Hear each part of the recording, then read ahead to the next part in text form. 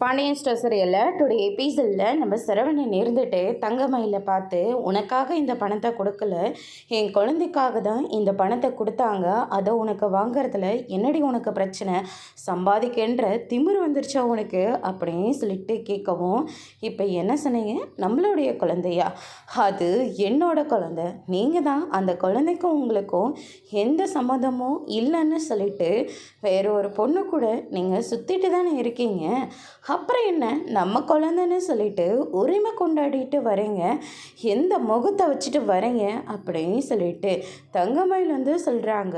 இதை கேட்ட உடனே நம்ம சரவணன் பயங்கரமாக ஷாக் ஆகுறாங்க. ஏதோ அன்னைக்கு ஒரு கோவத்தில் சொல்லிட்டேன் அப்படின்னு, ஏற்கனவே நீ எல்லாம் பொய் சொன்னவ தானே?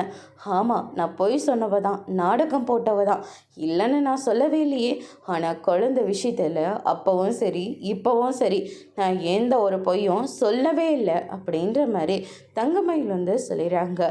ஆதாரத்தோடு காட்டுறேன், இந்த குழந்தைக்கும் எனக்கும் எந்த சம்மந்தமும் இல்லைன்னு சொல்லிட்டு போனீங்க இல்லை, இதோ உங்களுக்கு வேண்டப்பட்டவங்களா இருந்திருந்தா நீங்கள் இந்த வார்த்தையை நீங்கள் சொல்லியிருப்பீங்களா, எதுவாக இருந்தாலையும் அதை நம்மளோட இதுமான சொல்லிட்டு ஏற்றுட்டு இருந்துப்பீங்கல்ல.